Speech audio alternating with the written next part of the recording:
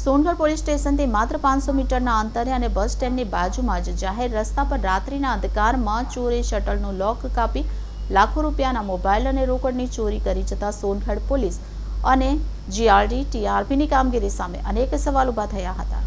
ચૂંટણીની આગલી રાતે સોનગઢ પોલીસ સ્ટેશનથી માત્ર 500 મીટરની અંતરે અને સોનગઢ બસ સ્ટેન્ડની બાજુમાં આવેલ સાયન્સ સાગર નામની મોબાઈલ શોપમાં 64નું લોક કટર દ્વારા કટ કરી 23 જેટલા સ્માર્ટફોન અને રોકડ રકમ મળી કુલ 4 લાખ જેટલાની ચોરી કરી જતા સોનગઢ પોલીસ અને નાઇટમાં કામ કરતા જીઆઈડીસીની કામગીરી સામે અનેક સવાલ ઊભા થયા છે।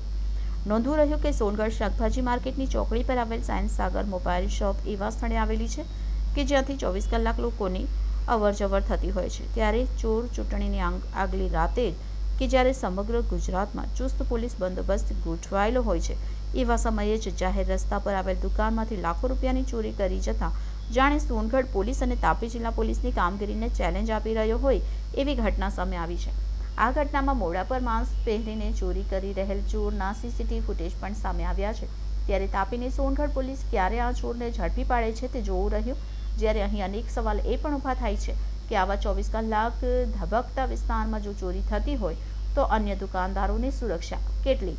નાઇટમાં 100 થી 150 જીઆરડી અને અન્ય પોલીસ કર્મીઓ જોબ પર વિવિધ 4 રસ્તા ઉપર તૈનાત હોય છે તો અહીંયા 4 રસ્તા પર આ ચોરી કેવી રીતે થઈ?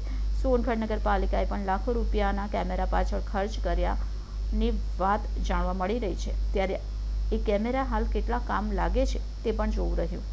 મેઇન બજારમાં સુરક્ષાના ચીથડા ઉડી જાય છે તો ગામની અંદર લોકો કેટલા સુરક્ષિત જીવતા હશે તે પણ મોટો સવાલ છે।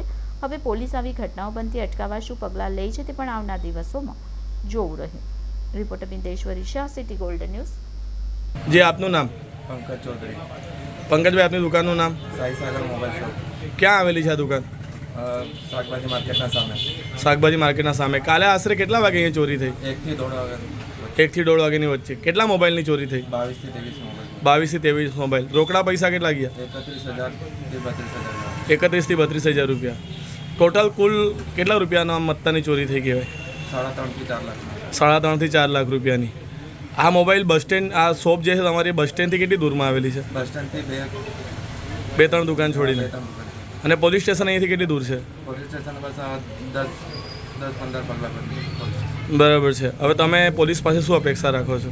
કંઈ નહીં, બસ તપાસ કરે ને તાત્કાલિક કંઈ નિર્ણય લાવે જલ્દીથી જલ્દી। ચોર પકડાવવો જોઈએ, તમારી વસ્તુઓ પકડાવવા જોઈએ, વસ્તુ મળવા જોઈએ પાછી, એ અપેક્ષા રાખીએ છીએ। જી સર, ધન્યવાદ।